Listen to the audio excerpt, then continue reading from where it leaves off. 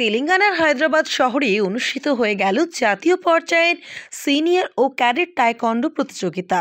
এই প্রতিযোগিতায় পশ্চিমবঙ্গ থেকে মোট ১৭ জন প্রতিযোগী অংশগ্রহণ করেন, যার মধ্যে ছিলেন পশ্চিম বর্ধমানের কুলটির ৩ যমজ বোন সঞ্চিতা, রঞ্জিতা ও সুপ্রিতা চ্যাটার্জি। এই ৩ বোন সব মিলিয়ে এই প্রতিযোগিতা থেকে ৪টি স্বর্ণ পদক, 4টি রৌপ্য পদক এবং 3টি ব্রোঞ্জ পদক জিতেছেন বলে জানিয়েছেন এদের টাইকোয়ান্ডো প্রশিক্ষক সজল গড়াই। গত ২৭ থেকে ৩০ জানুয়ারি ২০২৫ টাইকোয়ান্ডো ফেডারেশন অফ ইন্ডিয়ার তরফ থেকে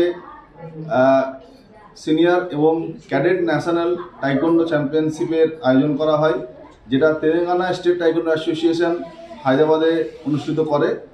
আমাদের পশ্চিমবঙ্গ জেলার মোট ১৭ জন খেলোয়াড় সেখানে অংশগ্রহণ করে এবং তারা গোল্ড, সিলভার, ব্রোঞ্জ বিভিন্ন ক্যাটাগরিতে মেডেল উইন করে।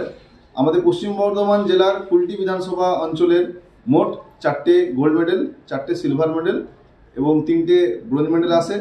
কুলটির এই 3 মেয়ে সাফল্যে খুশি কুলটির মানুষ। এই 3 বোনের মা আগামী দিনে তার মেয়েদের আরও সাফল্যের বিষয়ে যথেষ্ট আশাবাদী। ওরা হায়দ্রাবাদে ন্যাশনাল খেলতে এসে এবার 4টে গোল্ড আর একটা ব্রোঞ্জ মেডেল উইন করেছে। আপনারা আশীর্বাদ করুন, ভবিষ্যতে যেন ওরা আরও ভালো খেলে। ওদের লক্ষ্য পরবর্তীকালে যেন ওরা ইন্টারন্যাশনাল খেলতে পারে। প্রসঙ্গত, এর আগেও রাজ্যে ও রাজ্যের বাইরে বিভিন্ন প্রতিযোগিতায় অংশগ্রহণ করে পদক জিতেছেন এই 3 বোন। অন্যদিকে হায়দ্রাবাদের এই প্রতিযোগিতায় পশ্চিমবঙ্গের অন্যান্য প্রতিযোগীরাও পদক জিতেছেন। প্রীতম জানা তেমনই একজন। তার মা জানালেন ছেলের এই সাফল্যে তিনি খুশি। আমার ছেলে টাইকোয়ান্ডো ন্যাশনাল চ্যাম্পিয়নশিপ হায়দ্রাবাদে অনুষ্ঠিত হয়েছে, ওখানে খেলতে এসে সিলভার মেডেল পেয়েছে। আমি এতে খুব খুশি। অন্যান্য প্রতিযোগীদের পরিবারের সদস্যরাও জানালেন প্রতিক্রিয়া।